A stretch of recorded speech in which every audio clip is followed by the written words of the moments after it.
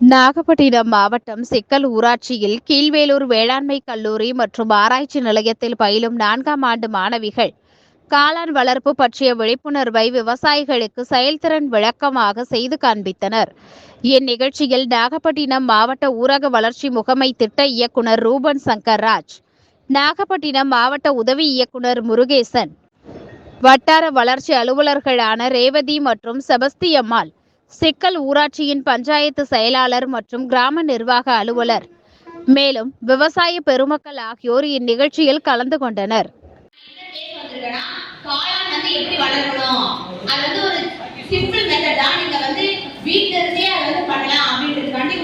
செயல்முறை விளக்கமா செயல்பாட்டுக்காண்டி நாங்க வந்து வந்திருக்கோம். ஃபர்ஸ்ட் வந்து என்ன பண்ணணும்னா, அந்த வைக்கோல் பில்லு இருக்குல்ல, இத வந்து ரோல் பில்லா நீங்க பண்ணி வச்சிருப்பீங்க. அத வந்து ஃபர்ஸ்ட் உதிரி எடுத்து தனியா வச்சுக்கணும். அதுக்கப்புறம் வந்து உங்க வீட்ல வந்து தண்ணி நிரப்பி வச்சிருப்பீங்களா ட்ரம்ல, அதுல வந்து 200 லிட்டர் தண்ணி எடுத்துக்கோங்க. அதுக்கப்புறம் வந்து 200 ml வந்து ஃபார்மாலிட்டி வந்து அதுல ஊத்திக்கணும். அதுக்கப்புறம் வந்து 1 ஸ்பூன் வந்து பெபிஸ்டின் பவுடர் இருக்கும், அதை வந்து அதுல ஆட் பண்ணி நல்லா மிக்ஸ் பண்ணிக்கோங்க. மிக்ஸ் பண்ணிட்டு நம்ம உதிரி வச்ச வைக்கோல் பில்லை வந்து அதுக்குள்ள போட்டு முக்க வைக்கணும். இப்போ வந்து வைக்கோல் பில்லு வந்து தண்ணியில போடுறதுக்கு அப்புறம் மேலே எழுந்து வந்துடும். அது வரக்கூடாதுன்றதுக்காக தான் அதுக்கு மேல வந்து ஒரு கல்லை வச்சு அமைக்க வைக்கிற மாதிரி வைக்கணும். இது வந்து இந்த செட்டப் வந்து சாயந்தரம் போல நம்ம பண்றோம்னா, அதுக்கு அடுத்த நாள் காலையில வந்து உள்ளங்கைய வச்சு இப்படி நல்லா அடுக்கிற மாதிரி வச்சுக்கோங்க. நெயில் வந்து இதுல படக்கூடாது. நீங்க இது வந்து பண்றதுக்கு முன்னாடி வந்து டெட்டாலால உங்க கையெல்லாம் கழுவிட்டு அதுக்கப்புறம் தான் இதை வந்து பண்ணணும். ஓகேங்களா? இல்லாட்டி ஏதாச்சும் அடுக்கு அந்த மாதிரி இருந்தாலும் சில டைம் வந்து ஃபங்கஸ்லாம் அட்டாக் ஆகி நம்மளால காளான் வர முடியாம வேஸ்ட் ஆகிறதுக்கு இருக்கும். நம்ம கையெல்லாம் சுத்தமா கிளீன் பண்ணிட்டு அதுக்கப்புறம் தான் இதுல வந்து இந்த ப்ராசஸ் வந்து நம்ம பண்ணணும். இந்த மாதிரி நல்லா அழுத்திக்கோங்க. இப்போ இது ஒரு லேயர் வச்சுக்கோங்களேன். இந்த ஒரு லேயர் முடிஞ்சதும் ஒரு கைப்பிடி அளவுக்கு இந்த காளான் சீடை வந்து நம்ம எடுத்துக்கணும்.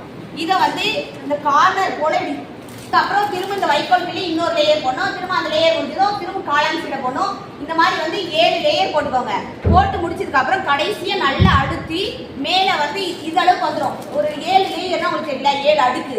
அதுக்கப்புறம் வந்து இங்க மேல லப்பர் பேண்ட் போட்டு முடிச்சு வச்சிடணும். அதுக்கப்புறம் வந்து இதை வந்து வெயிட் மிஷின்ல போய் வெயிட் எடுக்கணும். அப்ப வெயிட் எடுக்கிறப்ப வந்து தோராயமா நம்மளுக்கு எவ்வளவு வெயிட் வேணும்னா 2.5 to 3 கிலோ வரைக்கும் இருக்கணும். அப்படி இருந்தாதான் நம்ம கரெக்டா பண்ணி வச்சிருக்கோம் அப்படின்னு நமக்கு தெரியும். ஓகேங்களா? இப்போ வந்து நான் வந்து கெமிக்கல் சொன்னல, அந்த கெமிக்கல்ஸ் வந்து ஃபார்மாலிட்டிகைட் வந்து 1 லிட்டர் வந்து 60 ரூபாய். அது வந்து எல்லா இடத்துலலாம் கிடைக்காது. இது வந்து வாழ்ந்து காட்டுவோம் திட்டம் அப்படின்னு ஒரு திட்டம் இருக்கு. நாகப்பட்டினத்துல வந்து டிஓ வந்து அதுக்கு இன்சார்ஜா இருக்காங்க. அவங்க வந்து ஒரு திட்டம் செயல்படுத்திருக்காங்க. அந்த குழுல வந்து 7 பேர் 8 பேர் நீங்க சேர்த்து பண்றீங்க அப்படின்னா அவங்களே உங்களுக்கு சப்போர்ட் பண்ணுவாங்க. இந்த காளான் சீட் வந்து எங்க இருக்கு அப்படின்னு அவங்க கிட்ட பேசி ஒரு கம்மி ரேட்ல அந்த மாதிரி உங்களுக்கு வந்து பேசிடுவாங்க. அந்த மாதிரி இடத்துல தான் அந்த ஃபார்மாலிட்டிகைட் வந்து கிடைக்கும். அது இந்த பெபிஸ்டின் பவுடர் வந்து ஃபெர்டிலைசர் கடையில எல்லா கடையிலையும் கிடைக்கும். அது வந்து 200 கிராம் வந்து 180 ரூபாய். ஓகேங்களா? இப்போ வந்து இந்த பேக் வந்து ரெடி பண்ணியாச்சு. இதுதான் காளானுடைய பிரெட் அப்படின்னு சொல்லுவாங்க. இதை வந்து இப்போ வந்து ஒரு குடிசையில போய் வைக்கணும். ஓலை போட்ட குடிசை இருக்குல்ல, அந்த குடிசை செட்டப்ல தான் நம்ம போய் வைக்க போறோம். இப்போ வந்து வீட்டுக்குள்ள எல்லாம் அந்த கொம்பு நட்டு வச்சிருப்பாங்கல்ல நீட்டமா, அந்த மாதிரி கொம்புல வந்து டொயின் மாதிரி கட்டி விட்டுக்கோங்க. நீட்டமா கட்டிட்டு ஒரு இந்த பைக்கு தகுந்த மாதிரி இந்த கீழே ஒரு முடிச்சு, திரும்ப கொஞ்சம் கீழே விட்டு கீழே ஒரு முடிச்சு. ஓகேங்களா? அந்த மாதிரி போட்டு அந்த முடிச்சுக்கு நடுவுல இந்த பையை வந்து செட் பண்ணிடுவோம். திரும்ப கீழே ஒரு முடிச்சிருக்குமா, அங்கே இன்னொரு பை வச்சிருவோம். ஓகேங்களா? அந்த ரூம்னுடைய வெப்பநிலை எவ்வளவு இருக்குன்னா 28 டிகிரி செல்சியஸ் இருக்கும். அந்த ரூம் தான் வெப்பநிலை இருக்கணும். அதிகமா இப்ப இந்த வெயில இப்ப அடிக்குதுல, அந்த மாதிரி எல்லாம் வெயில் இருந்துச்சுன்னா காளான் வந்து வளராது. அப்ப வந்து அது ஃபுல்லா காஞ்சு போயிட்டு அப்படியே அது செத்தி போயிட்டு வராது. ஆனா இது வந்து கூலிங் டெம்பரேச்சரா தான் இது மெயின்டைன் பண்ணணும். ஓகேங்களா?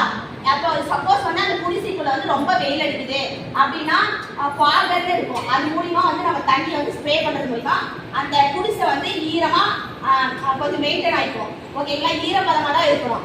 இப்போ அதுக்கு அடுத்து வந்து நமக்கு எவ்வளவு ஈல்டு வருது அதை பத்தி நான் சொல்றேன்.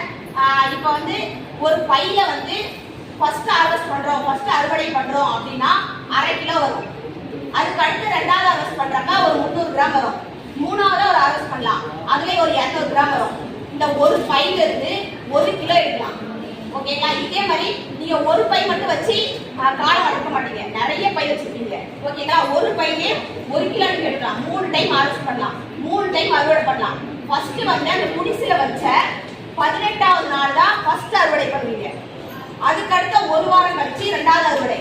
அதுல இருந்து இன்னொரு வாரம் கழிச்சு 3வது அறுவடை அப்படி பண்ணுவீங்க. ஓகேங்களா?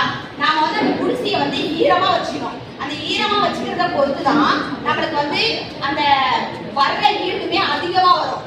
இப்போ ஒரு சப்போஸ் ரொம்ப கூலிங்கா இருக்கு அப்படின்னா 1 கிலோ வரைக்குமே எடுக்கலாம் ஃபர்ஸ்ட் டைமே. ஓகேங்களா?